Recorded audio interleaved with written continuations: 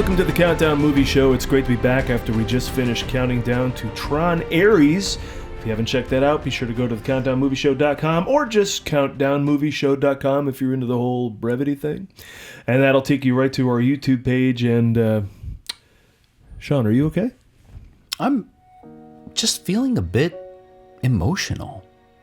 Justin? Yeah, me too. Well, Sean, I see you. I see you too, Paul. I see you too. Justin? Yeah? You are like a baby. Pull it together. Oh.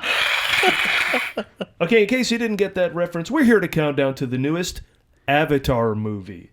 Avatar: Fire and Ash. But like we always do, we're going to start at the beginning with the very first Avatar movie. Yes, where better to begin than with a synopsis, which centers on a paraplegic former Marine, Jake Sully, who is sent to the moon Pandora to operate a genetically engineered avatar body in the form of a native Na'vi. He is tasked with gathering intelligence for the human military, which is mining the moon for a valuable mineral called unobtainium. Torn between his mission and the indigenous Na'vi culture, he falls in love with a Na'vi woman named Natira, and eventually leads the Na'vi in the war to protect their home from the human colonists. Natiri. Whatever. Natiri. Okay? I mean, words matter. Well, I didn't study the Na'vi language. And clearly you would not have been cast. Right. I'm just a caveman. Your loud sounds scare me. You're moving cars? That's a reference to a Phil Hartman sketch This from is the take 90s 2 kids. of the podcast. I didn't know Pandora was a moon. How about that? Like Endor. You forget. Let me, while we got your attention though, Justin. Yes. Briefest synopsis ever. That Sean's ever written. You are correct. Well, it's just it's just a research and a Google AI search. I'll be transparent, And as it's they say. Neytiri. If I'm not going to know who said the quotes, at least know how to pronounce her name. Right, exactly. Neytiri. Now that you guys have watched the movie, do you feel depressed that our life isn't colorful enough, that isn't beautiful enough? Do you have the pads? I'm gonna say I loved this movie. Yeah? I absolutely. So I just watched it today because I didn't have time prior to you'd seen today. it before. I had seen it before. Right, okay. It's the second one you haven't seen. Second one I haven't seen at all. But this one I had seen, and I can't believe how emotionally invested I got again. I like this movie right now when I watched it so much more than when I watched it in the theater. and I'm not saying I didn't like it in the theater. I thought it was fine. But like you, I really appreciated this movie. Yeah, I was this time around. I was so struck. Like I watched it in my office and I turned out my lights, whatever, and I was like watching it and like near the end, I'm like biting my nails and all this stuff, and I'm like, I've seen this. Yeah, exactly. Yeah. What I want to say is kudos to James Cameron for making a movie with so much CGI. Yeah. And working so hard to make the CGI make us feel something. Yes. Because how much do you see CGI and when they do robotics and things like that all works pretty fine. But when it's people and emotions and faces and all of this kind of dynamics, Tron Legacy. Yeah, it's clear we can't do human people, but when he creates a race and makes them lifelike, it worked very much so. Yeah, sure did. Well, maybe there's some safety in that. I mean, we're going to get into all the minutia of it, but my God, I just that alone was such a feat of epic proportion as a filmmaker. Yeah. To make a CG film, make us care about these characters, make us feel something, and then you're just torn apart as it's all happening, and you're like, oh my God, I'm totally invested. Yeah. And on top of it, the movie's really freaking long. Yeah. It's great. Oh, it goes by quick though, because there's never a dull moment. There's not much in there that you would cut out. No. But James Cameron has always been good about that, about not being self-indulgent. self-indulgent. Right. You know, I really enjoyed this film. What I was talking about at the very beginning was it wasn't a clinical syndrome, but it was something that people were talking about online informally. It was called post-Avatar depression syndrome. Oh. After the original film's release, some viewers reported feeling sad, empty, or depressed because the world of Pandora was so beautiful and immersive that real life just felt dull in comparison. I just want to say, I see them. Exactly. Now, did neither of you saw it in 3D? Is that correct? I did. Currently, you no. saw it in 3D. Oh, when I rewatched it just now? No, the original. Yes. The original in time 3D. you saw it. Absolutely. Yeah, yeah, Oh, so you saw it in 3D as well? hell yeah. So I don't think That's the. I way don't to see think it. I don't think I did, and I wish that I had because I feel like I would have experienced it differently. But I did. Maybe did I? No, I don't think I did. But I do remember even in the theater liking it. I liked it enough that I bought the Blu-ray. Yeah. So I definitely was into this movie at the time. And of course, there's a lot to unpack with the technology and all of that stuff. But I'm guessing that from the look on your face, Justin, that you have right out of the gate some wonderful statistics for us. So many statistics. In particular, And I want to talk champing about at the bit. I want to talk champing at the bit. I love that. I want to talk about He's champing at the bit to talk about Maytira. He's champing at the bit. I want to talk about because I was looking up some of this myself. I'm very, very curious to talk about the first of all budget, but also like what this movie made worldwide. So go ahead. All right, let's get into it. First off, the date was December 16th, 2009. It was released, directed by James Cameron, starring Sam Worthington and his dog Spot. If you need a car truck, go see Sam. If you want to save a buck, go see Sam. There you go. Go see Sam. Go see Sam. Go see. Paul is not from Southern California, people. So he he has does no not idea know what we are talking about. Sam Worthington and his Worthington dog Ford. Spot. Yeah. When I moved down to Long Beach, and I had no idea that it is a hop, a skip, and a jump away, and I missed going and seeing him in person before he died. Like he died 3 years or 4 years after I moved there, and I didn't know he was so close. I'm just gonna say too, when I was a kid, I thought it was Pussy Cow. Oh, 100%. All right, for those of you that don't know what you're talking about, pay attention to our Facebook. We're going to put up some Cal Worthington commercials that were only local. He was a car salesman for Southern California. Yeah. Starring Sam Worthington. Wait, can I go back? Oh, yeah. Did you take part in Avatar Day in L.A.?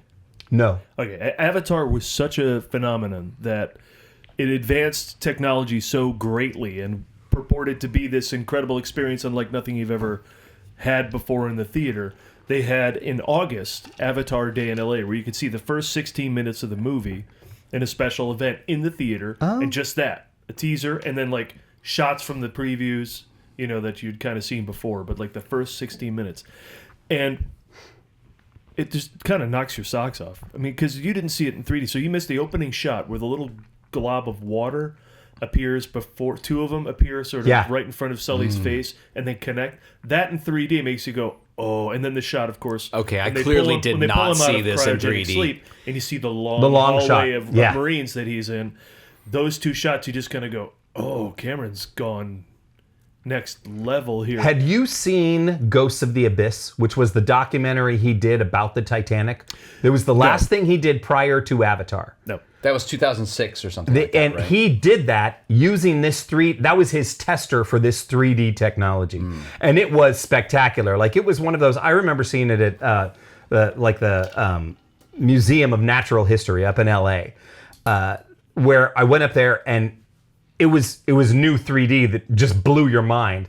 That was the precursor to this, where it's just like, yes, all of a sudden that long shot is an incredibly long shot down, the corridor of the space station. It was just absolutely nuts to see that. So yeah, I hear you, Paul. It was very cool in 3D because it was an advanced 3D that we had not seen before. Right. Nevertheless, I was still a little afraid because of what you talked about. Will they just Cameron, just bring in all this technology and forego emotion. Right. Which he clearly did not. Yeah. But he did not. Boy, it's like high drama going on Pandora. And by the way, I'm gonna, as we go along, I'm just gonna throw in some tidbits because as I always do about behind the scenes, and I'm sure you guys have watched a bunch of behind the scenes, maybe on this one as well. I choose not to. Now that I know you're watching all of them. Okay. Well, I didn't get to watch as much as I would have liked to on this one because I was really fascinated by the technology behind this and how they made it and stuff like that. But the other stuff that I was really struck by was James Cameron as a director, as a very thoughtful director who wanted to honor the humanity of the story, who wanted to make it feel real, who knew that he was going to put his actors into a situation where we're going to be in a room, it's going to be bright, you're going to be wearing motion capture suits and helmets with cameras on them, and I want real emotion. Yeah. And he took, have you seen this? That he took them out to like the forest and stuff. Have you seen this behind the scenes stuff? Yeah, it was the jungle in Hawaii. And they did all of the sequence especially that opening sequence with him in the forest and first time he's kind of there and seeing all of the planet and all of that stuff. And the first time he meets the girl, what's her name again? Natiri. First time he meets her and all of that stuff. But they did that and just him talking about why he did that and him wanting to make sure the actors felt that, like, the reality of that. And the actors talking about you can't replace that feeling of knowing, like, oh, I'm walking and, like, oh, it's uneven, or there's mud and there's slippage and all of that kind of stuff. But I bring this up because we've talked a lot we haven't even been going that long. We've already talked so much about heart. Yeah. And in a film that is clearly technology driven, it's interesting to recognize how much heart is behind this movie. Yeah. You know? So anyway, I had to mention that because I was like... But I came out of Avatar Day in LA actually rather down. I was concerned. I didn't know if it would deliver the way it did, you know? Oh, that's interesting. It just looked like, oh, he's so invested in, like, 3D and CGI and there's hardly people in it. And, like, I just was worried. But that went away. That's interesting. When CG first came on the scene for you guys... as artists, as filmmakers, as actors, did you feel like, oh my God, this sucks, this is stupid, why aren't they just using models and stop motion and all of that? Or were you like, oh, this is cool, this is interesting, maybe it's not working yet, but I know it's going somewhere? Like, what was your reaction to that? CGI? Yeah. What was the first one? The Jurassic Park. Oh, the very first one? Yeah, Young Sherlock Holmes. It was the stained glass night. That was pretty cool. That was very cool. Because it was something you couldn't otherwise do. Yeah. You cannot have a flat person Right. playing a giant stained glass window. Yeah. Right. So, I mean, they could do things you couldn't do before. Now, of course, we've gone into Ian Malcolm territory. You know, just because we can doesn't mean we should. Right. For a lot of this stuff. Yeah. But yeah, this was the stained glass night, and then I think Jurassic Park. 93. That just blew me away. But the next big one for me, where I was blown away by how great it was Toy Story. I saw Toy Story, the first time I saw Toy Story, it was digitally projected. And I was seeing colors I'd never seen before. I'm like, this is the bluest blue any blue has ever been. Like, that's interesting. It was incredible. That's interesting. Yeah. I remember seeing Toy Story and having really strong mixed feelings about CG animation. Because I do think we're talking about two different things. Because I like CGI as a filmic replacement for something that's supposed to be photoreal. Okay. Right? Yeah. Is one thing. But then CG animation is another thing. I bring that up because I had mixed feelings about the Toy Story one, but then I think it was Shrek. Maybe it was Shrek the Third. That was the first time I had seen CG animation in an animated film where I got frustrated. Because there were moments where the CG looked so good that I was like, wait, am I supposed to feel like I'm watching an animated film? Oh. Am I supposed to feel like I'm watching a live action film, but it's just CG? And how do I suspend my disbelief? And that sort of period of exploration was fascinating for me. I remember feeling a lot like... really bummed, to be honest, that they were moving away from models and things like that. Because I just, at the time, I was like, well, when you shoot a model, you don't have to fight the aesthetics of reality. I mean, other than the fact that maybe it's smaller, but whatever, you have to make it look like it's maybe something huge or whatever. But it's a real thing, and you're photographing it. Whereas CG felt false. It just didn't feel organic. And the reason I bring all this up is because one of the things I think they really achieved in this was an organic feeling with the CG. There's such a feeling that this lives, that it breathes, that it's real, that it has a texture to it, and that really does help bring it to life. You were going to say something, Paul. Starring Sam Worthington, Zoe Saldana, Zoe Saldana, and Sigourney Weaver. By the way, Zoe Saldana, absolutely 100% brilliant performance. Oh yeah. Did she get nominated for this? No.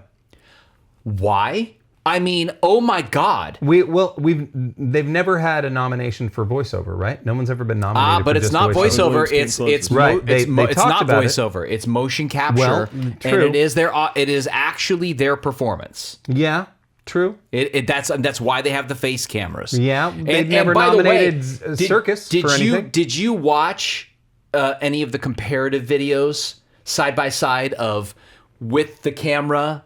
And then with the animation, in the day, yeah. There's a guy who like compiled them all online, so you could just like watch all of them, and you're like, oh my God, this it's their performance. Yeah, it is absolutely their performance. Very cool. Yeah, I fight for her. I fight for Andy Serkis. Yes, he should be nominated. These are real performances, and this is a different art form, and it should be acknowledged. Remember though, the Academy, it's the same Academy that said no, Tron. I know you can't be nominated for visual effects because you cheated because they're computers. Bow to the Queen of Slime, the Queen of Filth. Filth, rubbish, slime, rubbish. Boo! The budget for this movie was $237 million. I mean, if you're spending that much, there's no way you're going to make that money back, right? U.S. domestically, it made $785 million. Internationally, it made $2.1 billion, a total worldwide of $2.9. It was the highest grossing movie of all time twice. First, when it came out in 2009, and then it was beaten by Avengers Endgame, and then it was re-released in 2021, retaking the title of the highest grossing movie of all time. Because they combine it? It's combined? Yes. Yeah. They combine it. So he's just like, I just got to get over the next hump. Yeah. Well, he was promoting the new movie, too. He was promoting the That's new like movie. Way of Water just came out now. But also, like, the 40th anniversary of Back to the Future, they just added that to the total from 1985. Oh, but that's funny. This goes back to a question that we had raised in our last podcast of, okay, I had said, we'd talked about it made astronomical numbers. And I said, well, when you have an inflated ticket price, for 3D, and most of people are going to see it that way, how much does it help you? Well, I asked ChatGPT what would happen if they did that. And ChatGPT... Did you just ask ChatGPT if it's just co-host the show with us? I think at this point, it should just be chiming in every once in a while. I mean, what? We should do a test with that because there is a way to do that. So, and it said reports indicate 3D presentations accounted for approximately 72% of the total worldwide gross. Oh, okay. So, if we were to then take that and say, okay, instead of 3D tickets at their price and go down to 2D tickets, then take that 72% and then put it at the same amount per ticket that the other did, we would still end up with, instead of $2.9 billion, we would end up at $2.37 billion. So you can't knock those numbers too much. I also want to point out that Lucasfilm sold for $3.08 billion. This movie, crap. made. I mean, you want to put it in perspective, right? 4.8. Although but still, at the time, but still, yeah. At the time, what was the most recent property from Lucasfilm? Red Ones? Oh. Red Tails? Red Tails, whatever that was. Radioland Murders? Right? I mean... Yeah. Well, I guess no. It would have been the prequel series, right? No, Red Tails came after it, obviously. Yeah. But I mean, yeah, so there is that. But it is insane to think that Lucasfilm was sold for Insane 3.08. would be Cameron takes that money and buys Lucasfilm. I mean, I just can't even believe. I mean, it's just so much money for a single film. Oh, yeah. But this is also why Hollywood has this weird syndrome that every movie has to be this movie. Right? It's like, can we please get back to sanity? Yeah. But at the same token, I celebrate this movie because it is so damn good. It's awesome. Speaking of the top 10 best of all time, let's take a guess at the top 10 highest grossing movies of all time. You would think this would be very easy. This was a little more difficult than I thought it was. Domestic or worldwide? We're going to go worldwide. Top 10 all-time worldwide box office. Okay, I'm going to say... You want movies that are in there, or do you need the number from us? Let's start at number 10. What do you think number 10 God, is? you're going to give us... well, I don't know. Can't we just say it randomly? 2015. 2015. 2015. I'm going to say Spider-Man Homecoming. Paul? That is not it, by the way. Damn it. I don't know. See, the annoying part about worldwide box offices, there's always some Transformers and Pirates of the Caribbean. I think I said that before. That See, go in this- there that you're like, what are these movies? Yeah. Okay, yeah. there is no Transformers. There is no... There's no Pirates? There's no Pirates. Okay. These are all... Okay, all but one of these movies you have seen. You might have seen that one. I don't Okay. even know what it is. I don't know where these fall on the list. It's so give me hard one. to do it. Let's see if we can No, name you're a not top 10. including, like, Bollywood movies, are you? I am These are all, including like, worldwide box office. You've seen all but maybe one of them. Okay, I'm going to go definitely Jaws. No. No? No. Oh. It was the world's first blockbuster, but it's not the biggest. Star highest-grossing Wars. blockbuster. I got stuff in there that I don't know where the number is, but Star Wars: The Force Awakens is definitely in the top 10. Star Wars: Force Awakens is number 5. Okay. I'm going to tell you right now, I have never been prouder of you, Paul. Just the fact that you referenced the sequel trilogy with a little bit of joy. I'm excited about this. Let's go. My joy is I got it right. Yeah. Any other guesses? You were wrong on the Spider-Man, but there is a Spider-Man in here. Oh, Amazing Spider-Man? No Way Home. No Way Home. Is Number it no- 8. No Way Home. Black Panther. Black Panther is not on the Yeah, list. okay. No. Endgame? Endgame. Endgame Number for 2. sure. Yeah. Avatar: The Way of Water. Number 3. Yep. Oh. Well, obviously we know Avatar is on it too. Yes, number Yeah. 1. Ooh. Oh. Oh my goodness. How many more do we have? 5. Oh my. Oh. Oh. What 3 about, of them are very obvious. What about Lord of the Rings? No. No. No Lord of the Rings? Either? No. 3 of them are very... There's a huge one that you are missing. Uh, That you know, but you're like, oh yeah, of course. 1997. 1997. Oh, The Matrix. No. That's 99. But I mean, all I can think of is The Lost World Jurassic Park, and that's not it. That's definitely not it. That Nope. is a terrible film. 1997. Boogie Nights. Also had to do with water. Oh, Titanic. Waterworld. Yeah, right, of Titanic. course. Yes. Cameron has 3 of the top 4 grossing movies of all time. Right. Wow. Doubt him at your own peril. Yes. Yeah. Right? Yeah, that's crazy. Okay, we got 4 more. And we've got more Marvel in there. The Avengers, 2012. No. Then Age of Ultron. No. Then Infinity War. Infinity War. Infinity War is a far superior movie to Age of Ultron. Doesn't matter. People went to it. Yeah, no, Infinity War. Which do you think is a better movie, Endgame or Infinity War? I like Infinity Oh. War. Me too. A Absolutely. rewatch of Endgame, I went Endgame. So I'm going to go So it's whatever you back watched and- last. Yeah, absolutely. I It's so will good. absolutely say. You started that sentence with so much confidence. I will absolutely say. Look, when you came out of Infinity War, first of all, it's emotionally galvanizing. It's Right. brilliantly put together. But you go into Endgame, and you're like, well, all they got to do is get the time stone and fix everything. All the stones get destroyed. well, how the hell are they going to write themselves out of this? Yeah. And that is an absolute joy to watch. Yeah, I agree. That time I heist? just What kind of idea is that? And they pulled it off brilliantly. So then that movie's amazing. It so is. I go back and forth. I don't know. 6, 7 then. Oh my God, you. Infinity War for me. It's Empire Strikes Back. So it's like I like it more than I like Endgame. Yeah, but I feel do like I like the gotta win. watch I mean, that one Portals. again. The Portals moment is beyond. It's one of the greatest Beyond. moments in movie history. Correct. It is. All right, you got 3 more. One of them you will not get. I don't know. Maybe you'll surprise me. That's why I'm wondering if it's like, is it Kananga Baga, some Bollywood movie or something, right? So that's what I'm wondering. That's so absolutely racist. what it is. You it are was so- Kananga It's not racist. So racist. That's not. Look, it's right. observational. I made up a name of a thing. All right, one of them has to do with dinosaurs. Oh, Jurassic World. That's Jurassic right. World, I keep forgetting that those 2015. made more money than Jurassic Park. Yes. And I blocked that out on purpose. All right, the one that you'll never get is a sequel, and then there's one more that is also a sequel. Star which Trek you've Into seen. Darkness. No. It's not. It's a Disney film. Oh, Cinderella. Oh, no, Incredibles 2. Not Incredibles 2. Not Cinderella. Moana 2? Inside Out. Oh, that's 2. right. That made $1 billion. Yeah, it made it really? I didn't even- 1.6 billion. Actually, even almost see that 1.7. And then coming in at number 7. Because it was a big deal because I think that was Barbenheimer summer. And everybody, Barbie, all these movies made money. Right. But the number one Yeah. was Inside Out 2. Yeah.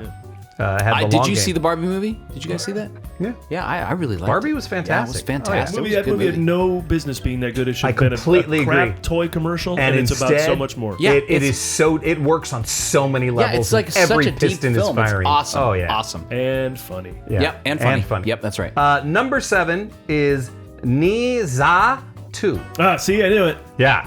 Yeah. So you got it. it's did, the more or sequel less. to Kananga Banga, Niza yeah. 1. Oh. Wait, is it a Japanese film? No, it's I Chinese believe is it's what it looks like. it's anime, I think. Isn't it? Is it anime? I don't know. I would assume. I don't know. If only there was some place we could go to look this up. Oh, I don't have time for that. I got things to talk about. This movie was nominated for Best Picture, Best Director, Best Cinematography, Best Editing, Score, Sound Mixing, Sound Editing, Visual Effects, and Art Direction. Avatar. Well, yeah. Oh, I thought you were quizzing. Okay. It won for Cinematography, Visual Effects, and Art Direction. I gotta tell you, it does blow my mind that no one was nominated for acting in this movie. Yep. I guess the Academy with too much CGI. But it's interesting. You get Best Director, but there's no other creative. Zoe, I guess, probably is your closest bet. Maybe Stephen Lang. Yeah. I thought the whole cast was great, and that's crazy to me. I do have a fun little quiz for you. This is Yeah. before the big quiz. Many things have been said about this movie, and I want you to name the person who said this. Okay, go. So which director said this? The most evocative and amazing science fiction movie since Star Wars. Who said that? George Lucas. He did not. He wouldn't say that about his own film. Why? Paul's going to get this. I see the wheels are turning. Steven Spielberg. Steven Spielberg. That would have been my guess. Which actor said this? I praise how he handles strong female characters, and he demands 200% commitment. Sigourney Weaver. Linda Hamilton. Sigourney Weaver. Yeah. Which actor said this? Okay, so are these people from the... Okay, go ahead. No. Was Steven Spielberg? I don't know. Suddenly we'd be like... No, Lucas wouldn't say anything about himself. Okay, well, this actress clearly was not in the movie. right. bet it Yeah, was. yeah. All right. Which actor said this? He was so much more calm. Oh, well, this gives it away. This is an easy one. Sean, this is for you. He was so much more calm on the These set are of the ones Titanic. I always don't get. Leonardo DiCaprio. No. Kate Winslet. Kate Winslet. Oh. Which director said this? This movie makes you realize how long it's been since you saw a movie. It's a staggering achievement, majestic vistas, and emotions at an epic scale. What's the question? Which director said Which this? director said that? I'm going to go Martin Scorsese. No. This movie makes Tarantino. you realize how long it has been since you've seen a movie. A staggering achievement, majestic vistas, and emotions at an epic scale. Coppola. No. Guillermo del Toro. Oh, Yeah. okay. Thought that was kind of fun. No? No, You guys don't seem to be so happy about that. All right, let's talk about pre-production, shall we? The Navi language was actually part of the audition. Actors had to prove that they could pronounce constructed dialects accurately, and some actors were cut because they could not. Yeah. Every actor had a movement test. Going back to what you were saying before, there were people, Cameron, no. They had to prove that they could move like a Navi. With the tall posture. Some actors failed this and were cut out. Oh, wow. Cameron also personally directed callbacks. How crazy is that? That's awesome. Callbacks. I love everything about that. Right? He insisted on his attention to detail. I agree. All along the way. Yeah. I mean, and you're talking about pre-production. They really started working on this all the way, I think it was like 95. Yeah. I mean, that's just crazy. Yeah, I have that somewhere. Yeah. This started. Wait, let me just say, I'll watch any director's life's work, and it feels like this is it. Despite the amazing achievements he had with the Terminator franchise, Aliens, Titanic being one of the biggest movies ever made, the fact that he's all in on these, and this is not the last one. Apparently, there's going to be 4 or 6 or something Are crazy. you kidding and he me? just Really? is constantly working on them, and somehow managed to crank out a concert film about Billie Eilish, which is, by the way, coming to streaming this before the year is up. Which is crazy. I don't know where he found the time, because he's just constantly working on these movies. So I will watch every one of them. Wow. Frankenstein just came out. I haven't seen it yet. The Guillermo, speaking of Yeah, I Del want Yeah. to see that too. It's Yeah. now on Netflix. Yeah. the movie he's always wanted to make, apparently. And Yeah. so I will watch it. It's the movie Yeah. he always wanted. It's not some, IP that's out there that a studio buys and they attach somebody to who's whoever. This is, if I don't make this, I'll die. So I will watch anyone who makes a movie like that. This is that for him. So I'll tell you why I'm excited to see Frankenstein, just to veer a little bit left. I just recently read Mary Shelley's Frankenstein. I had never read it before. And the Frankenstein story that we know and love is about 6% of that book. There is so much more that takes place. And it takes place in the first, 20 pages. And then all of a sudden, I honestly thought, do I have the wrong book? Because we're really just kind of glossing over this right now. And then the story just continues, and it's fascinating. And I thought, this is crazy that my whole life has gone by, and I never knew there was this full story of Frankenstein. But just looking at the trailer of the current Frankenstein, it looks like he's actually attempting to tell the whole story, which is I love fascinating to me. So I'm I looking love that. forward That's to that. awesome. Which is hilarious, because Mary Shelley's Frankenstein as a title has already been taken by a movie that was apparently nothing like Mary Shelley's Frankenstein. Yeah, exactly. That happens all the time. Yeah. Cameron wanted an unknown actor for Jake Sully. He didn't want a movie star face. That was one of the reasons he insisted on being part of the callbacks, even for the minor characters, as a matter of fact.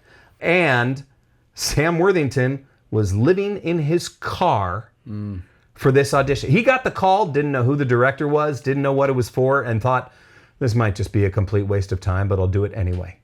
Wow. Do you believe that? That's crazy. Yeah. I mean, I'm so happy for him that he got this. And I actually think he's quite good in this, to be honest. Oh, I think he is too. He was personally, he was asked, he was called up by, James Cameron didn't call him. He was put on the list because Cameron said, call him. That's one of the reasons why he got the call, because he had auditioned for Terminator Salvation. Oh. Yeah. Oh, yeah, I could, yeah. Casting. Chris Hemsworth was a possible choice. He made it deep into the audition process, but James Cameron said he looked too heroic. And he wanted our hero to look like an everyman. Completely agree. It's great. He's got to look like a Marine, so it still would work for me, I think. Yeah. And he can be vulnerable, but He's all a those good Australians, actor, he just swapped one out for the other, grovelly voiced and super cool and handsome, and it's kind of the same. Takes his deal. shirt off, looks good. Yeah. Liam Hemsworth as well auditioned. Cameron liked him, but said he was too young. Channing Tatum auditioned as well. He felt he didn't have the right vulnerability. There were 2 front runners. That's changed, but yeah. There were 2 front runners. Jake Gyllenhaal, who actually met with Cameron, and they considered. But he later said he was confused about the performance capture process, and he didn't nail the audition. Jake Gyllenhaal, which is interesting because seems like really great. However, there was a straight up offer I didn't know about this, to Matt Damon for this role. Straight up offered it, and he was offered a 10% profit share. $290 million, people. He didn't do it because he was going to do the Bourne Ultimatum, and he didn't want to move it around. Holy crap! Isn't this one of the ones that he has been on interviews and said, I should have said yes? He should have said yes. Yeah. Other people that auditioned. He had to finish Bourne, though. That's a great trilogy. It is. Yeah, You I still push it for $290 million? But you have to remember that's post seeing like that. You're saying that, but nobody knows that any of this was going to work. True. I mean, although it is James Cameron coming off of Titanic. Yeah, I mean that's true. But again, this technology literally had to be developed. Mm-hmm. People didn't. I mean, even he didn't know. I mean, he in the documentary he comes out and says that he stood in front of his visual effects company and basically said, "Yeah, this is nice that we're doing all this other stuff. I want to do something that nobody's ever done. Here's what we're going to do. Yeah. We're going to develop all the he went to his effects team and said, "Here's how I want to do the liquid metal guy from Terminator 2. Right. It's never been done before. We're just going to do it. Go figure it out." And so, his demands of what he wants to see on screen, which will always be something new and always be exciting and always be groundbreaking, are the onus of the team to make happen for the first time ever. And so he's groundbreaking in every movie he does. Yeah. Yeah. Other considerations, Chris Evans. I think Chris Evans would have been great, in all honesty. Amanda Seyfried, Emily Blunt, Jennifer Lawrence. This was earlier in her career. Amanda Seyfried would have been good. I agree. Yeah. I don't think she would have been as much as Zoe Saldana. Both of them would have been good, but I mean, I can't imagine them beating the performance of Zoe Saldana. Good. She is. She's so good. What's the movie that was the talk last year that she was in? The transgender piece. Yep. Yeah. With the mafia. Did you watch it? Did you watch that? I didn't care for it. Oh, you didn't? I thought it was amazing. I loved them. I loved the movie. I thought it was amazing, and I thought she was just so stellar in it. And we've seen her in all of these superhero big budget films, and I mean it was just interesting to see her in that. But I bring it up because that level of depth that she brought it to me to that role is very similar to what she brought to this role. And again, you could have these movies be like, oh, it's just sci-fi, right? Like we're just doing a sci-fi film. Yeah. But when you take it seriously, when you're when you're doing Tolkien and you say, let's pretend like this actually happened, right? That changes the tone. Yeah. Amelia Perez. Amelia Perez. Thank you so much for remembering that. Yeah. That's a film worth mentioning and remembering because it is brilliant. Michael Biehn, longtime collaborator with James Cameron. They ultimately decided not to because they didn't want it to turn into an Aliens reunion. Michael Biehn, Josh Brolin for Quaritch as well. Oh, that's the military Funny you guy? should say that. I thought of that today when I thought about, first of all, anyone doubling down on Stephen Lang, points. I think that's great. Guy's been a character actor forever to give him one of the biggest roles of his life. Yeah. Awesome move. Yeah. And he easily could have gone to, because Brolin would have been right off of No Country for Old Men, and he would have got right in there. Right been age. all jarheady, spoke Marine stuff well, and been tough and all that stuff. But Lang just is so fun to watch. He's so great. I agree. He's fantastic. Charlie Hunnam, read for multiple roles, wasn't selected. And Neytiri? And Joel David Moore. I don't know who that is, but I threw it in because I didn't think you guys would know, and you make fun of me for throwing those in. Well, here's the funny part about making fun of you is Joel David Moore is in this movie. He did audition originally and was rejected. Then Cameron brought him back later and cast him as Norm Spellman, so he was not cast at first. Okay. Great story, Justin. That's one for the books, everybody. One for the books. Yes, sir. All right. Production primarily shot in New Zealand, Los Angeles, Hawaii, and China. China mostly just for the inspiration of the mountains. Let's talk about the film. One of the things that struck me right off the bat at the beginning of this film was it starts very much like it's just a straight up war film. It starts like Full Metal Jacket. Yeah. It's the voiceover. Yeah. This is what happened. My brother died. All my guys have died. This is where I am. I volunteered to do a mission that I wasn't supposed to. It's welcome, meathead. Ah, look. How messed up is that scene with his brother? Like, I mean, you know, they're frying him in the thing. Oh, yeah. And then they're like, well, it's a good opportunity. It's really good money. Yeah. You're like, well, what is this? But you know what's interesting? Even within that small scene, he really does set up the theme. Oh, yeah. Right? Because the theme of money is obviously so much throughout this film. Yes. Right? Yeah. And what a brilliant way to do that. There's an extended opening too, right? Did you ever watch the extended opening? There's some other, I feel like it's on the Blu-ray or something, and I think there's something with him at like, you know, contemplating whether or not he's going to do this. Yeah. And he's, you know, kind of, you know, going through the city, you know, in his wheelchair and doing his thing, and then finally like, all right, I'm gonna go do this thing. So yeah. Anyway, go on. I had two thoughts about both of that. First of all, I wrote down the words "Apocalypse Now." That's what it sounds like. Sheen's voiceover, his whole voiceover about the horrors of war and everything, definitely sounded like the beginning of a war movie. And the other theme, I think, besides money, would be taking someone's body. That's pretty much what he does for his brother. Right. You know, we have a little metaphor of taking over someone's body, or you know, before he does that for the duration of the film. Right. Yeah. With the Na'vi. And I forgot all about the brother thing, but I think that's really cool. I had forgotten about the whole opening. Yeah, high stakes. It really affected me. I was like, oh my gosh, that's right. We're jumping into this as like a war movie, and then it just completely changed. Yeah, I really enjoyed it. It was also interesting watching this not in 3D this time. Oh. I wonder if I liked it more because it wasn't in 3D, so it wasn't spectacle, so I paid more attention to the story.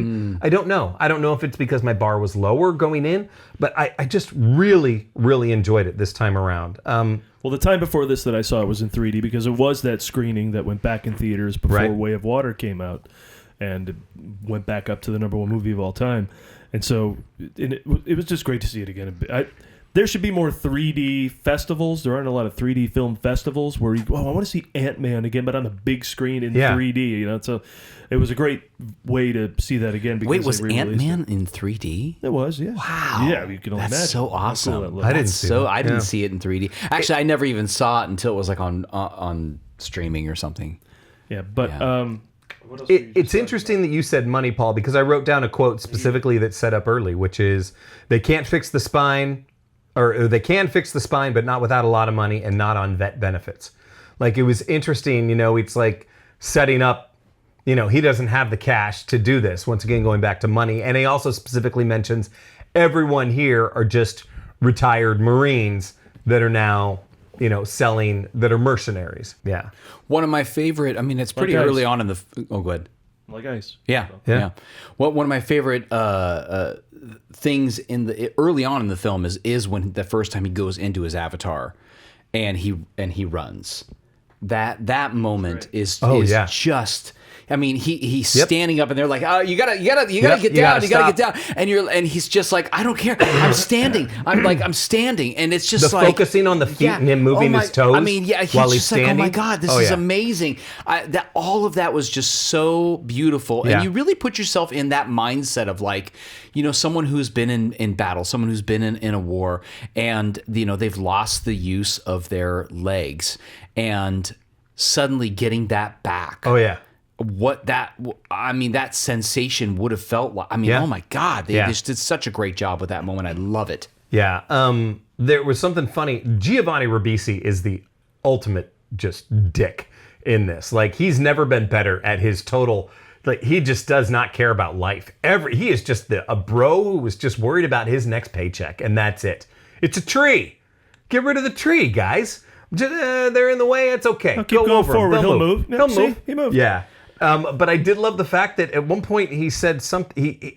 I don't know why he said it, but he said oral hygienist. But he didn't say, and it's only because, you know, I work with Colgate. So I know this is wrong. He didn't say oral hygienist. He said oral hygienist. And I was like, what? That's funny. I guess if you didn't know a hygienist was a hygienist, it's like, oh, they deal with hygiene. So it's a hygienist. I was like, what? Well, it's interesting to compare him to like Burke from Aliens, right? Going back to another Cameron movie where you got the corporate stooge guy who's just, right, but he was more slimy. It is pretty impressive how times have changed, and now the dick is just, I'm here, I'm a dick. Yes, yeah. It's not Burke. You got to figure I'm settling Burke out. in on this. Yeah. And by the way, what I didn't remember from my first watch, since we're talking about his character, is and I'm jumping all the way to the end, real quick, which is he looks at the main character, Sam's character, Jake Sully. Jake. He looks at Jake Sully. He looks at Jake and says, "This is not over." Yeah. And I had totally forgot that line was even there. Right. And anyway, but jumping back, he's great. They may have made the mistake of letting them all live. Right. Yeah. Because they're good. Right. Right. Whatever they are. Right. Whatever the word is for them, that's people. Right. Yeah. Right. Navi. They're good. They're good Navi. The one thing that is funny about Cameron, though, is I will say sometimes he writes dialogue that I don't love as much. He's really great at story. He's so good at story. He's so good at pacing and timing and all of his other filmmaking instincts right on. But then there's just like everyone. Like I remember this in Titanic. There was a line with Jack that he says to Rose, and I forgot exactly what the line was, but it was very like hickish, like very like Southern like hick kind of town, and it's the only time he ever sounds like that at all in the entire movie, and I was like, this is coming out of nowhere. And there was a line. There were two lines in that opening scene with Giovanni Ribisi's character that just felt so like every line you would ever hear with a character like that. Right. That I was like, I feel like I've literally heard these lines in another movie with this kind of character. I also find it hilarious, though, because I have literally all these lines that I've written down that I thought were so good. I loved his hit me up with those. His retort to Sigourney Weaver after she put him down, like something like, "How'd you even get out here?" or whatever. Like, how'd you get on this? And he said, "Maybe I was sick of doctors telling me what I couldn't do." And it was just like... Yeah, that is a good line, though. It's also great because you see... And this is the brilliance of Sigourney Weaver.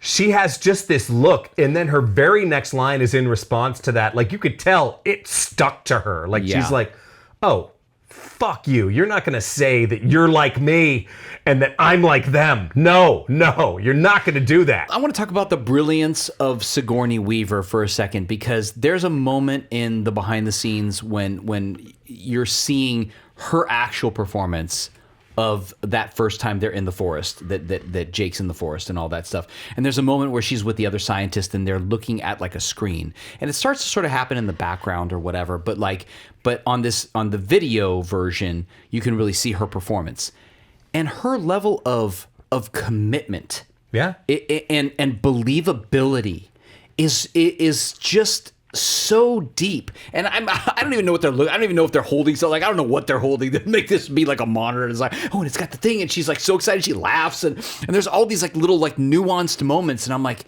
God, when you watch actors like that, and you think about the depth of that performance. The depth that even in that moment, I'm not saying this was some like, crying, dying scene or whatever it was, or like some sort of dramatic whatever, but it was just a moment of reality. And she had all these nuanced little moments within it. And she's just so amazing. I love her. She had speaking of dialogue, there's a throwaway line, which doesn't even pay off unless you've already seen the film, unless you know what the joke is.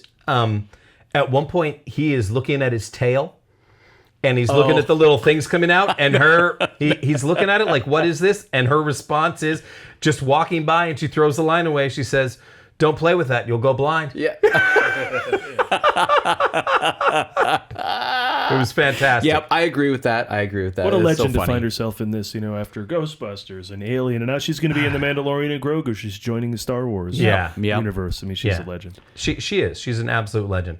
The attack by the black tiger bug, that sequence, there are so many directors that it's just like, oh, I have these toys. I can do anything I want. And so we'll fly around the characters. We'll have the position go all the way around of the camera, go all the way around them as they're fighting for no reason at all. But just because I think it looks cool and it'll be visually interesting.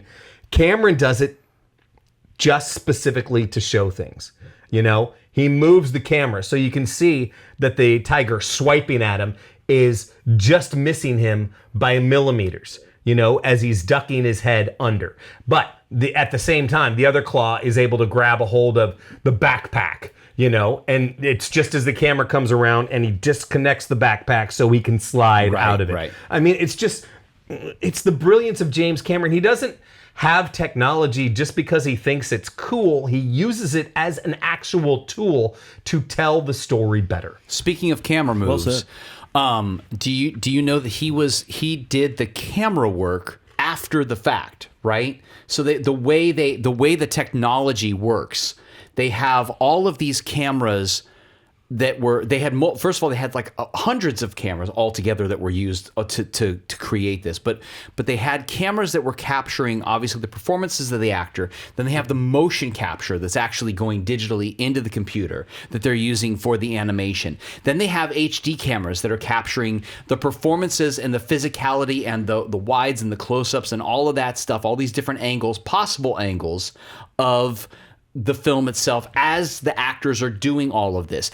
And then after all of that was done, James Cameron goes back onto that same soundstage and they've done pre-renders of all of this stuff into the computer, and now he has this camera that essentially is the camera quote, so he can see it. So he can see what it is, and he spent a year figuring out the best angles. Not figuring them out, doing them. There's behind the scenes footage of him doing the camera, and you can see on the monitor he's getting the playback. So all of those camera moves he is doing. Yeah. I mean he might have had a DP do it too, but right. But like he is going back in, and with that whatever that contraption is, he's literally doing those camera moves. It is insane how they made this movie. Absolutely insane. And I love that they're still excited about it. When there's plenty of footage of Spielberg on the set of Ready Player One with goggles on that like are showing him the world. Yeah. And so then he's setting up the shots, and he's giddy as hell. Oh my God, this is what I want to do, and and he's like, guy made Raiders, Joe. Go on, and he's like still excited. It's just those two are legends. Yeah, so cool, just so cool. Yeah, I would like to now share with you how into this movie I got. Normally, while I'm watching a movie, my process for all of this is I watch the movie and I take notes while I'm watching the movie, so I can. Sometimes I go back and I rewind and I'll watch stuff. I got so into watching this, literally, that's the end of my notes. I don't have any more notes that I've written down because all of a sudden I'm just like, I was just so engrossed in the movie. So the movie ended and I went, well, crap. I love that. I look down at when they're in jail after the tree falls. Yeah. Right? And then I look and it's an hour 48. Okay, that's most movies. Right. And we still have a whole nother movie worth of finale. Get ready for Way of Water. It's the same thing. Now that's a 3-hour movie. This was 2:45, I think. And the next one it's 3 and change actually. Oh wow. Way of Water is really long. And the new one will be the longest yet by like 3 minutes. So prepare that we have 2 hours of movie, then a full hour of Cameron goes action crazy. Yeah. So that's Way of Water. Wow. What's crazy to me is that it's just like I said, so much of this movie I didn't remember. I didn't remember there was a battle and they all got caught. I thought he just went there and then there's the big battle and they fight and they win and all that stuff. No. They're caught. They all go to jail. Then they got to break out. They got to move they got to move the whatever you call it, the whole unit where they do the Avatar thing. Yeah. The unit with the transferring tables. I was like, this is all new to me. Also, on top of that, what I thought was wild was, once again, I think another director would have felt like in order to get extra oomph out of this movie, they would have to show Jake Sully taming the Ikran, the mightiest of all mighties. But they didn't even show that. They just go, no, he dives after it, and then we fade to black, and then split it. Yeah. I love that. Yeah, I agree. There were things that you should cut. Right. And it's 2 hours 45. Right. Yeah, exactly. Makes me wonder if he would ever go back and be like, hey, in case you ever wondered what that cool action sequence looked like, here it is. This is it. Yeah. Oh, by the way, on the subject of Banshees, have you guys ridden Flight of Passage in Walt Disney World? Yes. Sean? No. I have in Avatar Land. It's one of the best rides I've ever been on in my life, and it's like what 10 years old now, Paul. I mean, it's been around. I think it was 2015, 2016. Really? Wow, yeah, something like that. It's been around, and it's incredible. It's coming 3D. here. It is coming here, but it's just like it is the most like flying. You know, in your dreams, you always dreamt of flying. This is the most like that. Like you genuinely feel like, oh my God, I am flying right now. And it's crazy because it's so good. You feel the banshee beneath. You feel the banshee that you're on breathing as you're doing it. Like it's just it. I don't know. They pulled out all the stops. I'm sure Cameron was heavily involved in the creation of the ride. But yeah. That's awesome. I also want to point out real quick another performance that I enjoyed, and I know she kind of plays the same role all the time, but God, I love Michelle Rodriguez in this. She's just so like she's likable. She's just a badass. I'm just like she's just perfect for that role, and like and she full on. I forgot she died. I forgot she died. What? She dies? I sat there and went, oh my God! I didn't know she died. I didn't know who was Tootsie, not Tootsie, but Suitku, whatever his name is. Somebody kills off Dustin Hoffman. Talking No. about the guy who gets cucked and then shot and then thrown off a plane. Yes. Yeah, that guy sucks to be that No, guy. he goes out like Boromir, no doubt about that. But I was like, I had no idea. I didn't remember that. No. No, I totally remember that. I remember from the first time seeing it that the losses are almost too much to handle. The pain is a lot to bear. Yep. From the tree falling to like Just rampant oh my death. gosh! I was the just tree gonna fall. say- just mass destruction. I didn't remember the tree fell. I didn't either. I was like watching it going, wait, the tree falls? They get the tree? I loved what's his face's line on that, which was, "That's one big goddamn tree." Yeah. It was almost a callback from Jurassic Park. That's one big pile of shit. A lot of just random, marine. Yeah, but let's get this done. Got to be home by dinner. Oh yeah. Yeah. Okay, get it. Okay, dude. This movie came out in 2009, is that right? Yes. Yeah. I mean, my God, this still holds up, though. 100. I I still enthusiastically holds up. agree. Yeah. Perhaps ahead of its time. Oh, my God, just so beautiful. And perhaps it didn't hold up then. It holds up now. Right. Because it's just so incredibly done. Yeah, Well done. yeah. I also really love the love story. I absolutely love the love story. It I think that's part of what he did a good job of balancing this idea of like things that people care about with these battles. That it wasn't just all action and it wasn't just all like nature and whatever and about trying to make a statement. Like he does such a great job of balancing those two things in a beautiful way. And we talked a few times about this movie on this show, just sort of offhanded comments and like, oh, it's Dances with Wolves in space and stuff like that. And I think I like this more than Dances with Wolves. I'll say that. That's a good question. I don't know. It's been a while since I've watched Dances with Wolves. I mean, and I'm not saying I don't love Dances with Wolves. I think it's a great film, but I do think this goes even further. Well, the originality on display is something to behold. The planet, the science, the avatar concept alone, the connection with the animals, with their hair. The whole thing is just born out of nothing. Where Dance with Wolves, we're going to start with the Civil War, and we had a whole thing there we're working with. This is just what? Yeah. And pretty cool. Going back to PADS, post-Avatar depression syndrome, it really is so immersive. Like everything about it.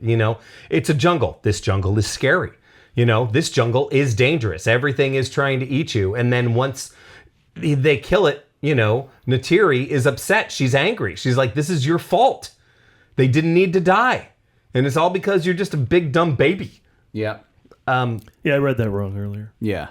We can do it again. Here's a question for you. Do you remember? It was nominated for Best Picture. Do you remember the other nominees for Best Picture? I do. Good year. My favorite film that year was Inglourious Bastards. It was? That is a great, probably number 2 great that year. film. Yeah. I mean, my God. Pitt says it at the end. Yeah. This just might be my masterpiece. Yeah.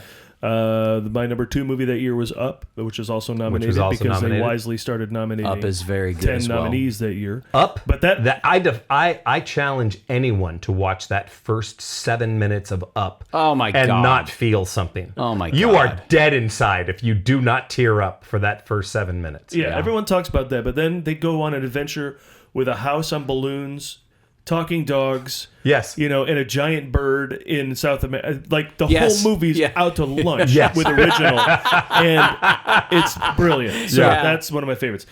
Because this was the year that they finally started having 10 nominees, born Yes. out of the fact that The Dark Knight didn't get nominated, and the Academy was being chastised for not awarding, doing what they did to Spielberg, which he called commercial backlash when Jaws was not nominated for Best Picture. He Right. specifically called them, like, that's absolutely it. And it was happening right up through 2008 when Dark Knight Best Reviews of the Year anywhere doesn't get nominated. They nominated there's still that. It's still they happening. had 5 movies you never heard of. Yeah. But 2009, Hurt Locker won. Yes. And then also, but this is when you expand to 10, then you get stuff nominated like District 9. District Right. 9 was nominated as well. District Yeah. 9's great. Yeah. Yeah. But a little a little crazy. I mean, just gory and It is crazy. Yeah. bass and like. Well, and District 9 is weird because, like, I think the first 75% of that film is brilliant, and then the last 25% is just a big battle, and it's fine, it's good, but that first section of the film is so just different and interesting, and anyway. I'll see anything with Charlton Copley, and Right. so should you. Yeah. Well, there you go. That's all I'm coming up with. What is that? 5 or 6? Blind right Side. there? Blind Side. Yeah. Blindside, which is good, and Education, Yeah. and Precious. Oh no, A Serious Man as well. I've never seen A Serious Man. It's Cohen's. You should go to the library. A lot of serious people there. Not prime cones to me, but then again, for the last 20 years, about every other movie you're going to end up liking. You're not going to have a perfect track record with them. That's the variety they're coughing up. They're preventing you almost from liking everything, because if you like the last one, here's something completely different. Yeah. Good luck, and then if you like it, it's a fluke. Should it have won? You think Hurt Locker was the best film that year? No. Inglourious Bastards. Inglourious Bastards me. is great. Also, I'm going back and I'm rewatching this, and it's just like, yeah, I recently watched The Hurt Locker, and I'd like to. it's sure- good. Best Picture of the year for that year compared to some of these, compared to Up. Compared to Avatar? We also missed Up in the Air, by the way. What? Ivan Reitman. That's right. Yeah, that's a good film. Guys, what makes a best picture? Well, there are different definitions. One of the things, and I've always talked about this as far as Titanic, was Titanic the best picture of that year? And I will argue that I don't think it was the best story, but if you were to replace the word picture with project, what was the most difficult project to make during the year of Titanic? And it was Titanic. That was without a doubt the most difficult of the picture. It was up against, Good Will Hunting. Is Good Will Hunting that difficult to make compared to That's not Titanic? every year, though. It's not every year. I agree. Because what is Moonlight harder to make than La La Land? No. No, I mean, I agree. But I would go back to that here, and I think Avatar, once again, best project. Avatar was the most difficult film to make out of all of these films. But you're sort of almost saying that best picture is defined by most difficult film to make. Is that? And I don't know that there's a right answer, but I'm just posing. I'm just posing the question. What makes a best picture? Because there's also so much involved in politics. Right. Like I think Oscar's So White spurned my on the gosh, Moonlight win, for example. Right. I think they're fine giving it to Hurt Locker because they nominated all these blockbusters and sated the people who were bitching about Dark Knight. Right. So as long as you take care of everything that's political in their choice, and Saving Private Ryan and Shakespeare in Love. Saving Private Ryan lost that's to the work Shakespeare in Love. of Harvey Weinstein. Yes, it's politics. Yeah, that was the work of Harvey Weinstein. Yeah, I in general, I think all of these things are very tough to whittle it down. Best picture, I think, is a really strange. I actually, in some ways, think it's a really strange category. You can get behind like best director, best screenplay. There's sort of justifications, I almost think, for these things. When you get down to best picture, what is the definition of that? What does that mean? Like for me, I'll just say this. I just want to say this. Like Shawshank Redemption, to me, is one of the perfect movies. Yeah. That movie to me, head to toe, is a perfect film. The acting, the directing, the cinematography, the music. everything about that film fires on all cylinders. And to me, that is a best picture kind of movie. But, you know, compared to other movies, is that like the most difficult movie to make? You know what I mean? Like, I don't think it's probably the most difficult movie to make. The answer is subjectivity, because unless everyone is making Avatar, you can't pick Best Picture. Right. Well, that's a good point, right? Because like, how do you whittle it down, right? What becomes the reason for your choice? You know, you could say Inglourious Bastards because like it just, the screenplay is so unique and the way the movie was carried out and all of this stuff that's brilliant. You compare that to something else that's, I don't know, like a big blockbuster film and like Avatar. I mean, I don't know. It's really tough to whittle down. I mean, there's also this question. Do you think the Here Na'vi comes ever... a dumb joke, and I want you to prepare yourself. So Do you think the Na'vi ever trip over a tree root and then just kind of blame it on Yawa? Yes. Say it was her will? Yes, Yeah. I do. Yeah. I mean, it's just something to think about. I mean, there's that. That is something to think about. And if you want to pause the show, go think about it. You're welcome to. Any other thought? I told you I stopped taking notes at that point. All the stuff with like the actual projection of him into the body, and then like, you know, sometimes when like he would have to come out and like that whole sequence after they where they're fighting Lang? after they it's after What's they his sleep name? together, right? They sleep Miles together Cornish. and then Yeah. and then like the bulldozer thing comes in or whatever, and they're like, I mean, oh my god, and she's just like pulling him, like trying to get him, and he's like, gotta eat the food. I'm like, oh my god, like the tension that was the part where I was like biting my nails of like the tension of that sequence. Oh, so good. And it was fun that she's actively stopping him. She's like, "You got to eat something." Oh, okay. Like they're just doing dopey shit on the other end. Meanwhile, Natiri is like, "Please, Jake Sully, wake up." Yeah, love that. That was so good. In Dances with Wolves, did they call him by his full name the entire time? Lieutenant Dunbar? No, I think it didn't take long for them to start calling him Dances with the Wolves. Gotcha. Because before they met him, really, they spotted him with the wolves at the fire, and that's what they named him. Is it Witness? John Book. Yeah, they always do call him Book. John Book the entire time. John Book. That's right. Sometimes Book, but but never John. Yeah, that's right. That's exactly. Never John. Let's talk about the elephant in the room. Unobtainium. Oh my god! Like, do you talk about the script and the dialogue? That's That was the another place one. Where That was another one. Took a dive. Yeah. Because I mean, I mean. He's got to be surrounded by yes men because he doesn't make bad movies. Right. So no one stepped in to say, maybe not Unobtainium. Yeah. I remember when this came out in the movie guys, we were goofing up. Oh, here are the ones that weren't. Here are the ones that weren't used. Like, gotta have it 'em. You know, get 'em. Make me money 'em. Beat the other guy to hit him. Yeah. Yeah, that's one of those moments where you're like, why? Everything else is so good, and it is such an integral part of the story. The fact that they're trying to get this stuff, and it's like, really, You could just have some word that's counter to everything natural. Yeah. And that would be what's underneath their tree. Metal jelly.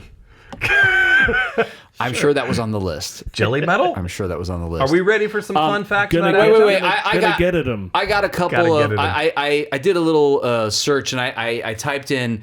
I wanted to find a summary of quotes from Cameron, sort of about this, and the process and all this stuff. These are a few quotes that came up.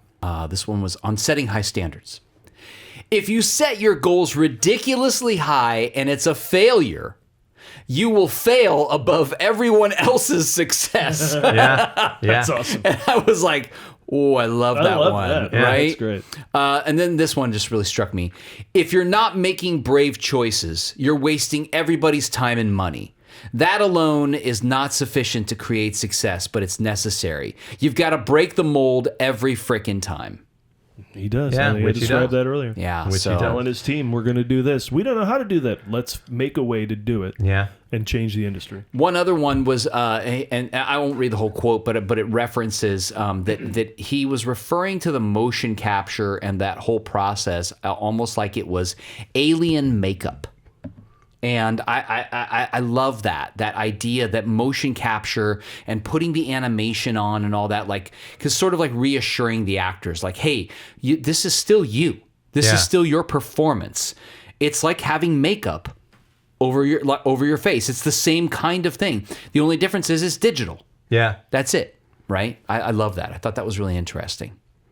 One other thing that did come up that you know, and you can see these quotes and you're like, I don't know, did this actually happen? I don't know. But this was the ultimate leverage. He said, I drew a line in the sand and said, I made Titanic. This building we're meeting in, this new $500 million complex on your lot, Titanic paid for that. So I get to do this. I love that. That's the king of the world talking. Right? That is the king of the world talking. Right? I love that. I want to say something to people who may not have seen this. Obviously, we're doing a lot of spoilers, but Yeah. Even if you just want to watch it again to get ready for the new movie to come out, turn off motion smoothing. Everything in this big screen that I've seen, every time I've seen Avatar, looks great because there's some sheen of film, of light projected on screen that gives things a tangible feel. Yeah. If it's too crisp, I worry about this new film going to see it in high frame rate, and hopefully it doesn't look like garbage. But if you watch Avatar, I remember the first time I was walking through Fry's Electronics, rest in peace, and there was an HD TV showing Avatar, and it looked like mist. You know, it has to have that sheen over it that makes it look like a movie. So if you're watching it at home, the motion smoothing, go in your... turn that off. Right. It's going to call out the visual effects. And this is all visual effects, so you don't need those ruined. That's a good call. Yeah. I should find it and repost it. 2 years ago, maybe 3 years ago, I posted something on... It was reposting something on Indie Film Twittic on Instagram. And it was, for those of you going home this weekend to see your parents, this is for you. And it listed all of the different brands that your parents' televisions could have, and it listed what it's called to stop that. You call it motion smooth. It's listed as something else on every single television. That's interesting. I have seen also too, you know, a lot of the bigger televisions, they'll either up-res the frame rate or the way they do sort of, because a lot of the televisions have lost essentially like motion blur. So like you see the movement from one side of the screen to the other, and it almost looks like this weird animation, almost like a high frame rate, like we've talked about. And that is visually, I find it really disturbing. Well, I don't like it. Yeah. So I don't know, and I never want to see any Avatar on TV. I'm glad Cameron remains a filmmaker, and he doesn't go, I'd like to do a series about another part of Pandora where everybody lives underground or whatever. I mean, no. Films. Keep making films. Because I love a movie event, and that's what these are. And that's why they make $2 billion. Yeah. You know, to your point about it, and you brought this up on our previous Countdown series, do kids talk about this all the time? Not necessarily as much as Star Wars. Because they're around more often. The more MCU puts out 2 to 3 movies a year. Star Wars now, at least one. And a couple of TV series, you know. So Avatar's just not around as much to talk about. But when it comes out, it's an event, and I love him for that. I'm going to say I'm so glad you brought that up because, we've joked about that almost on this show. Like, who's talking about Avatar? And I've asked my daughter, like, do people talk about Avatar? And because we always talk about how much money these movies are making. And I'm like, who is watching these films? And I after watching this, I literally went, I need to be watching these films. Yeah. These films are awesome, and I'm excited about seeing the second one. I haven't seen the second one, so I'll be interested to see what that's like. I'm very excited to see the second one. I'm so excited about it. Now that we saw this, I'm like, what was I thinking? Why didn't I get more into this? I don't know what I've been thinking or what I've been saying. Yeah. But clearly, I'm a moron for thinking that. Like, I should be going and watching these movies because this was awesome. I honestly, out of the recent countdowns we've done, I'm really looking forward to this. Like, this movie was so fun. Well, it's probably got the most amount of movies in it that you hadn't seen. Yeah, well, there you go. There you go. I mean, there it is. 2/3. All right. Yeah. All right, on to fun facts about... I need to interrupt. There's more stuff to talk about. First of all, it won Best Cinematography, right? So which is interesting because it has to design half of it in a computer world, but the rest of it looked great too. But even just long, slow shots of the spaceships. Yeah. And that's the only time you really see like spaceships. And then we go into a planet and everything takes place there. But I love the fact that early on we get a shot of a spaceship, so we're reminded this is like a sci-fi adventure. And I love the first shot of Pandora is reflected off the like sails of the ship. I just thought that was a really artful choice to not just there's Pandora, but to have it reflected on the ship as it approaches, and then the next shot is the ship dwarfed by the planet before it enters. I feel like they did such a good job of balancing the design work for this film with all of the technology they had to develop to make the film actually happen. You know, there's a lot. They approached it as these are going to go hand in hand. Yeah, there's a lot of Once behind again, the scenes using the tools of technology to tell a better story. That's right. I mean, there's a lot of behind the scenes stuff where they show. I mean, Cameron like literally like, okay, we're looking at all these designs and then like over here is like literally dealing with like science. You know what I mean? It's like both sides of the brain. You know, it's crazy. Yeah. It's also worth pointing out on the tech end. You know, Cameron's worked with Arnold a bunch, worked with Sigourney a couple times. He's worked with James Horner a couple times too, and his score is fantastic. And I love hearing it reflected. You know, rest in peace, James Horner. But the score lives on in the Fire and Ash trailer. Just hearing that that little theme from Avatar remains there. So I don't know who's scoring the new one, but they're going to keep his theme alive, and that's cool. I don't think I knew that he passed away, and I'm so sad to hear that. That's oh my god. I was a huge Titanic fan, and I still am, and I love that score. I loved it. That's a fantastic score. It's so beautiful. And oh my just God, Star Trek Braveheart. too, man. Yeah. Start Cue goosebumps. It's sad. James Horner Or is that died, Goldsmith? Did I screw that and up? Bob Tromboner died as well. Good. I'm glad that sucked because Come on, I just that said was he wrote awesome. Star Trek 2, and I think I'm right about that. I might be wrong though. So if I am, I can cut the whole segment out. All right, well there you go. But the visual effects, I don't even know how they do Sully's weak legs. I don't even know how they do that. You know, I mean, No I imagine idea. it's the same as, like, There's that one Lieutenant shot Dan of type. him in the wheelchair with the legs. In with the that- wheelchair, the legs were prosthetic at times, and other times they were CGI. His legs, while he's in the wheelchair, are tucked into the wheelchair, and then they're later digitally removed. His body is down below. He's actually more on his knees than he is actually sitting in the wheelchair. So, but Yeah. you're saying they digitally add the legs?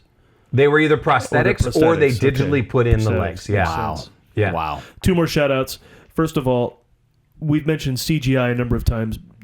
Do not say this movie is made with AI, because it's not. No, it's not made with People AI. say that all the time. They go, this whole AI in these movies. No. This is computer-generated images crafted by people. Yeah. Right. AI is a Right. different thing. Yeah. Right. You know this, but I'm telling the people listening. Yeah. And tell your friends.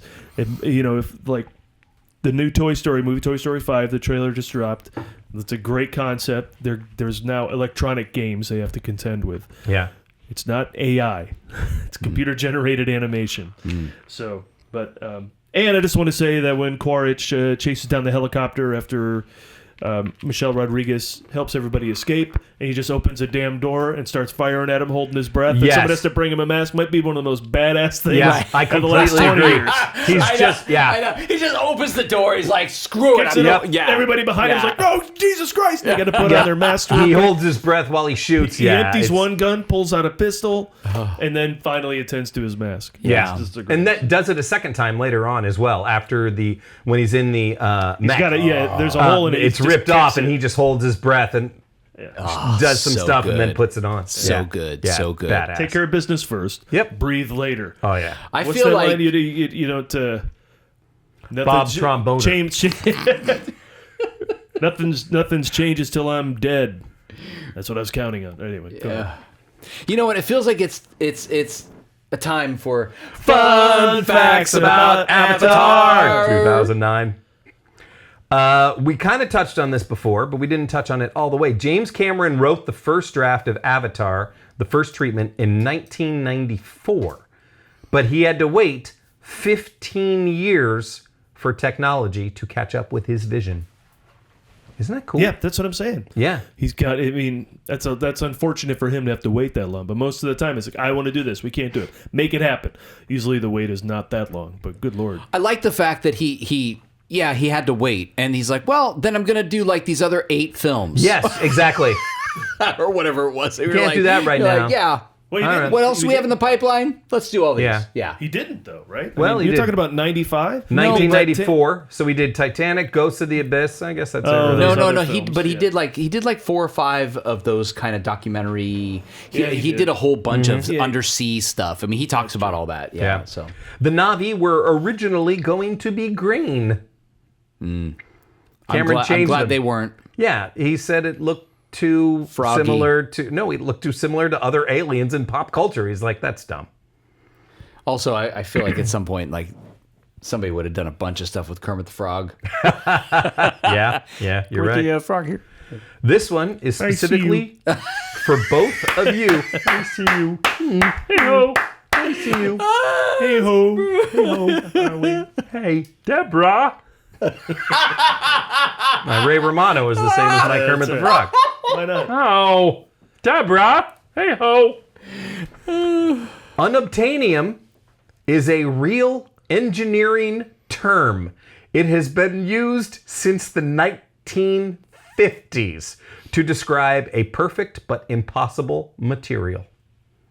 That's why we have unobtainium. I have railed on this, but I kept quiet today because I had already read this. Here's I the had thing. this You didn't little stop gem in me, my- though, so I just sound No, like I a had it in my ranting pocket. asshole. I mean, here's the thing.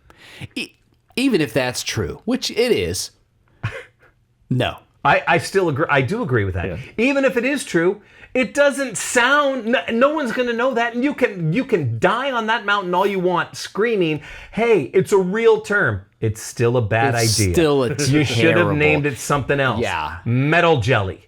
I'm telling you, metal jelly. You should not have named it Metal Jelly. Bob Tromboner. Metal. The book that Grace picks up in the abandoned school is The Lorax by Dr. Seuss.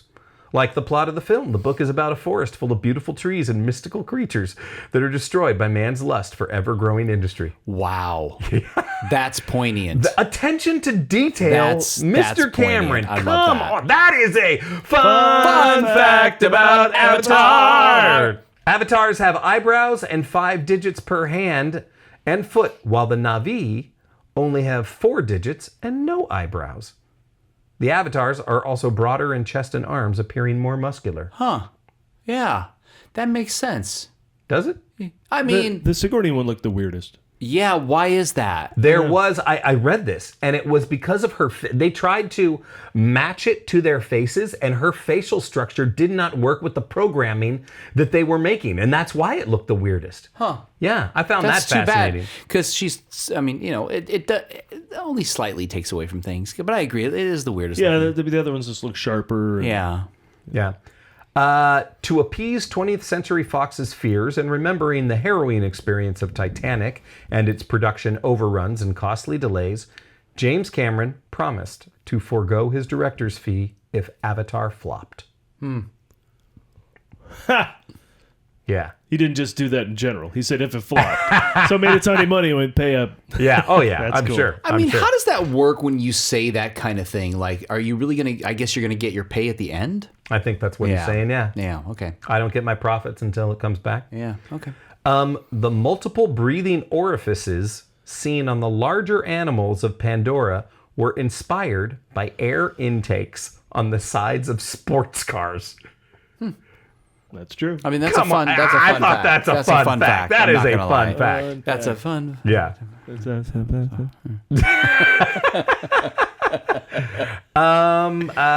La. The breathing sound of Pandora is real animal audio. You were talking about the detail and how it you specifically mentioned the breathing earlier, Sean, of how this whole place is alive. Sound designers used whales, lions, howler monkeys, and deep sea creatures. In fact, the whooping and cackling sounds made by the wolf-like predators on Pandora that were attacking Jake Scully are actually real spotted hyena calls. That actually tracks because there was that whole moment when the dark creatures that go around him in the night when she saves him for the first time, they definitely sounded like hyenas. Yeah, for sure. Yeah, absolutely. Which I love, by the way. I mean, I love pulling that. Let's use a reference, right? I love that. Yeah. Yeah. And those are my fun facts about Avatar. All right. Who's ready for a quiz? I love quizzes. Let's do it. I was listening to Star our quizzes. Wars, The Force Awakens, Infinity War. Our quiz from Tron Ares. Sean was fantastic at playing a game that we were not playing. Like, I just listened to it again. And the game was name the director who did not direct it, but was attached to it. And Sean didn't play that game. Sean played the game of who directed the film. He was very good at it. Right. Very good Here's at the thing. I'm going to take that as an offhanded compliment because here's the thing. Paul's level of movie knowledge is unprecedented. Is unprecedented. Like, I can't even get anywhere close. Like, if true. his level of movie knowledge is 100%, I'm at -5. Yeah. Yeah, this is true. So I had to take something. So our quiz this week is a little different. One, because I got guff from Paul last week because I made it about directors instead of about Tron Ares specifically. You have start coming up with quizzes for Tron endlessly. So Who says I'm not? Yeah. I just don't share them with you guys. Oh, by the way, and because I do them for fun. and because I wanted to give Sean the opportunity to get more correct playing the actual game, this is actually going to be a very simple game. You only have 2 choices instead of 4. see, I like this already. Oh, if one of them's comedy, then we're going to know the answers.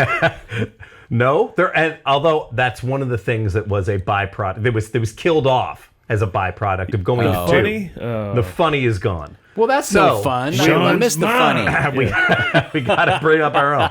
I'll see what I can do to throw in Sean's mom. She gets a here Oh today. my God! All right. Well, Sean's mom. I guess I won't be sending her this episode. All right. This quiz is simply called Real or Pandora.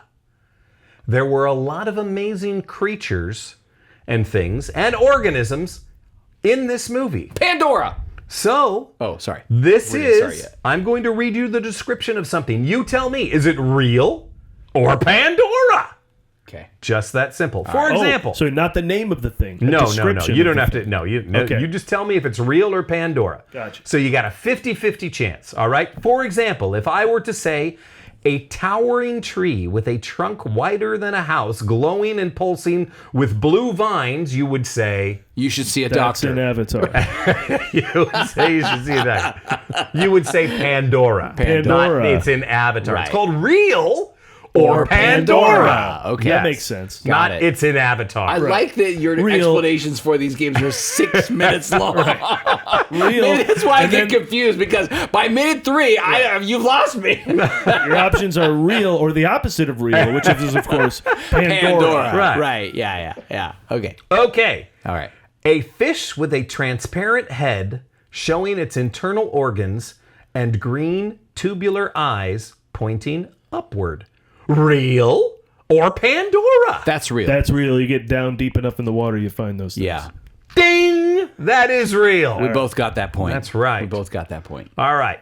A 6-legged cat-like predator with obsidian black skin and bioluminescent stripes. Real or Pandora? Pandora. Sean's mom. That is Pandora. That is Pandora.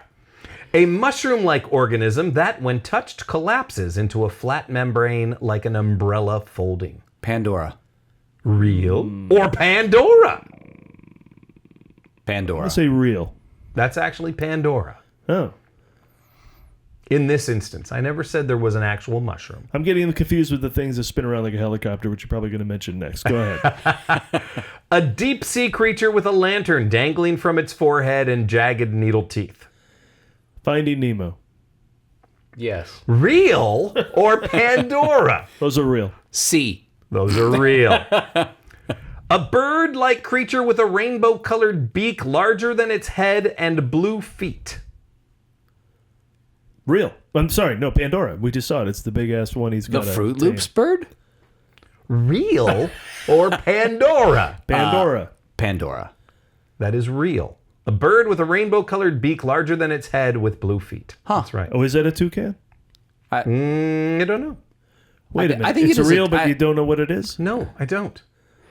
We don't have pictures to go along with this? Here's the thing. This was originally going to be with pictures, and I went, well, that's going to be way too No, you difficult. can't do pictures, but we just believe you. Yes, you do.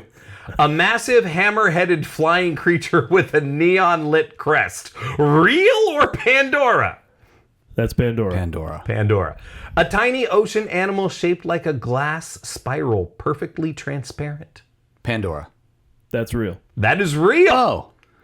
A vine that curls into a tight coil when touched, glowing purple as it retracts. Oh. Is that real? I'll say that's Pandora. Pandora! Damn it. A shark with a shark-like creature with a saw-like snout lined with sharp teeth on both sides. That's a barracuda. Real. It's not a barracuda, but it is real. What is it then? You don't know. It's a sawfish. Why can't I be right? Oh, okay. Why can't I be You don't right? know what it is. I be right? If you don't know what it is, then you don't know that I'm not right. Then I know what it is. That's right. A flower that blooms only at night, opening into a perfect bioluminescent star shape. Real or Pandora? Pandora. Pandora. That's real. Damn it. Oh, where is that and what is it? You have no answer. Jesus, you Yeah, have I no can. answer. Do you want to put the show on pause while I Google it? No. No, go look it up on your own, everybody. Yes, go look What it up on your fun. own. A massive herbivore with hammer-shaped forelimbs and skin patterned like shifting waves. What? I might have been too. Glad you said that. Might have been I was too descriptive with that one. say? I don't even know anymore. Sometimes I get a little poetic. A massive herbivore with hammer-shaped forelimbs and skin patterned like shifting waves. I'm going to say that's real because you're not saying a Pandora creature's an herbivore because who can tell? I'm going to go Pandora. It's Pandora. Why do you... When was the big Vegisaurus? There's a website. Have you not been paying attention to our posts? Is it avatar.com? There's a whole I site have. which is dedicated The cast to all. spoke. James Cameron spoke. Yes. You can also go into all the creatures that are on the planet, all the different areas of the planet. All right. A deep sea squid like creature with giant eyes the size of dinner plates. Okay, now this would be a squid. So, real. Pandora. It's real. Damn it. I said squid like creature. Well, look, you said Lewis Gilbert, so what do we know? Lewis Gilbert is the greatest.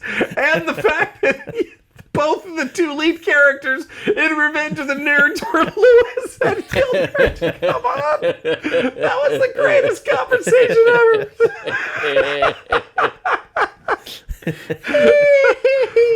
A lizard that can run across water on its hind legs like a skipping stone. That's a real thing. Yeah, we've seen this in nearly every nature doc. It's a real thing. That is real. A plant that retracts instantly into the ground when approached, making a hollow clapping sound. That happened. I mean, in that he does that, Pandora, but I think yeah. you already described what that thing was. But I'm going to go with Pandora anyway. Yeah, me too. Pandora. Okay. A jellyfish-type creature with long trailing filaments that glow blue and purple in the dark. Look, if it's a type creature that's like a real thing, then it's not real. So Pandora. Right. That's real. What it's like? See, this is where If I would have just said a jellyfish with long, then you would have been like, well, they don't have jellyfish on that planet. So I had to Well, throw you would in say some... a globule blob of whatever, you know. Do a description. You don't know. You don't even know. You're making these up anyway. A horse-like creature with two antennae and skin that glows faintly when touched. All right, the horse tribe. That's Pandora. yeah. That's Pandora. A beetle with a reflective metallic gold shell that looks like polished metal. That's real. That's real. That's in the Mummy. That is real, absolutely. A floating mountain range with waterfalls spilling into midair.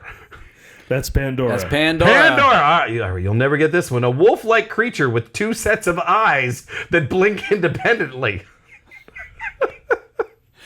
Pandora. And that was Real or Pandora. You know what? That was Pandorable. Hey, I appreciate that. Anybody got I'm looking for. I've never seen Weight of Water. Yeah, I'm looking forward to The that. Way of Water. Yeah. I've really? never seen The Weight of Water. The Weight of Water is a movie, but it's not the subtitle to an Avatar Oh my film. God! Thank God you pointed this out. I'd have been so I confused. did in the last show, but yeah. Oh my gosh! Wow. Who's in The Weight of Water? Who is in it? Sean Penn, I want to say? I don't know. Michelle Williams? Somebody like that. Look it up. Now you're going to look at that. You're going to look up, not the answers to your questions. It is Sean Penn. Yeah, I thought so. Sarah Polley. Sarah Polley. that's Elizabeth Hurley. it. Yeah, All right. Well, Kieran Hines. I like him. He's great in everything. Catherine McCormick. Josh Lucas. there it is. But we're going to watch The Way of Water, which is the Avatar sequel. Can I choose which one to watch? No, Oh. we're not doing the countdown to Weight of Water 2. It's a shame. Because it may be the weightier water. We got to get together and watch this one together, though. I would love especially that. if you haven't seen it. Yeah. Oh, okay. I would love that. Let's do it. Do we think it might be playing anywhere? No, it played in No. October to try and get the hype going. Gotcha. I don't know how it did, but yeah, I might have done it in November. But you got so much to go up against. Wicked for Good and it's Utopia 2. Right. coming up. Right. Yeah, it's probably October is like the not big time of year. Right. Yeah. But I would love to have seen it on the big screen. So I'm at least glad we're going to watch it again. Just no motion smoothing. Yeah. Okay. Exactly. Sounds good. I think that sounds like a lot of fun. Yeah. I'm looking forward to that. All right, guys. Well, I'm getting more and more excited about this newest movie. This was not on my radar really, and I'm so glad we revisited this. And I feel good about this, guys. I feel really good about it. Looks like that's it for Avatar. Yeah, no, I was very excited about this film. I didn't think I was going to get that into it. And so I can only assume that since the next one made so much money, it is equally good. So I'm looking forward to seeing that. And if I'm obviously not going to see it in 3D, so I won't have the technology to take me out of it. Right. I'm interested to see the character progression. You know, they fall in love in this one, so I'm assuming this next one, I think just from what I've seen, maybe they have a kid or something like that. So I literally don't know anything about the next one. I can't say that I know much other than I've seen a few little things, but you know, so I'm looking forward to seeing that progression and I'll be honest, going back and seeing this, I'm like, where did the technology go next? Well, like that's how much good. better is the next one Right. gonna look? Like Yeah. I'm really excited about that too. Yeah. So yeah, I'm looking forward to all of this, guys. So there it is. All right. Until next time, we'll see you. Or we see We you. see you. We see you. We'll return with the next episode on the second Avatar movie, Avatar: The Way of Water. Until next time, we see you. I see Or you. he could just do all the lines.